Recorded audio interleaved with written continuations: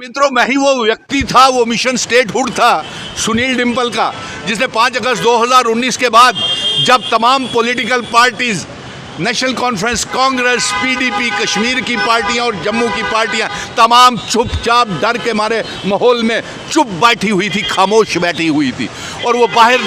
झांक करके देखते थे कि जम्मू का डोगरा बेटा किस तरीके से ये जंग लड़ रहा है आर्टिकल 370 की, रियासत के दर्जे की।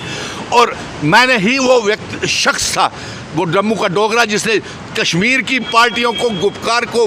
वहाँ पे फेंक करके और इन तमाम नेताओं को जो खुद को साबका चीफ मिनिस्टर इनके लिए जम्मू में इनको जिंदा किया था। हाँ, आप पत्रकार मित्रों का बड़ा सही सवाल है कि मैंने जब कांग्रेस, नेशनल कॉन्फ्रेंस, पीडीपी को इकट्ठा किया था, आज ये सारी अलग पार्टियां हो गई हैं, तो आपने सही पूछा कि मिशन स्टेटहुड किसके साथ जाएगा। तो सबसे पहले मैं आप पत्रकार मित्रों को बता दूं कि मिशन स्टेटहुड जो भी रियासत के दर्जे की जंग लड़ेगा, नंबर 1, जो भी आर्टिकल 370 की जंग लड़ेगा उसके साथ मिशन स्टेटहुड शाना बशाना खड़ा रहेगा, नंबर 1। अब आपका ना ये सवाल है कि कांग्रेस ने अपना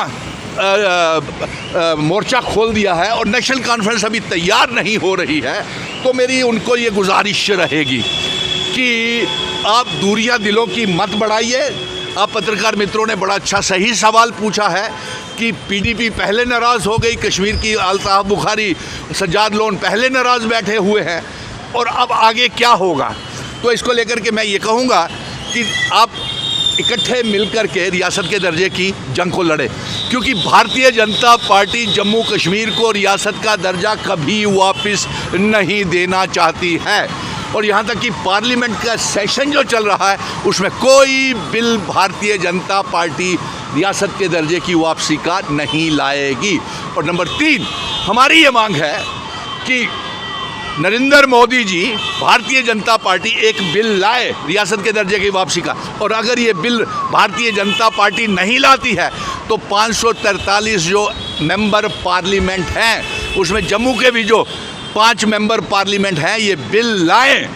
और अगर उसके बावजूद भी मैं राहुल गांधी, सोनिया गांधी से भी बात गुजारिश करूँगा। आप पत्रकार मित्र पूछ रहे थे कि हम रिट पिटीशन दायर करने का हमने दावा किया है, हम रिट पिटीशन दायर करेंगे, लेकिन पत्रकार मित्रों ने यहाँ से ये सवाल उठाया कि अभी तक रिट पिटीशन दायर क्यों नहीं हुई। तो मैं आपको ये बता दूं कि ये रिट पिटीशन कोई स्कूल के हेडमास्टर को दरख्वास्त देने वाली रिट पिटीशन नहीं है। ये रिट पिटीशन सुप्रीम कोर्ट में दायर करनी है, क्योंकि उसमें बहुत सी खामियां इसके फैसले में वो सुप्रीम कोर्ट के चीफ जस्टिस साहब छोड़ के गए हैं और भारतीय जनता पार्टी ने भी धोखा दिया है। उन्होंने जब 5 अगस्त 2019 को जब आर्टिकल 370 को तोड़ा गया था, रियासत को तोड़ा गया था, उसमें कोई टाइम फ्रेम नहीं लिखा था कि कब रियासत वापस देंगे। और यही एफिडेविट इन्होंने सुप्रीम कोर्ट में दिया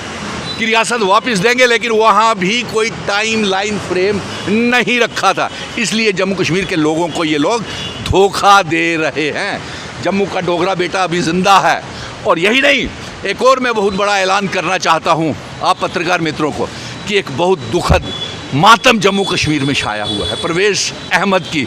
जिसकी एलजी मनोज सिन्हा साहब का ये दावा है कि पुलिस उनके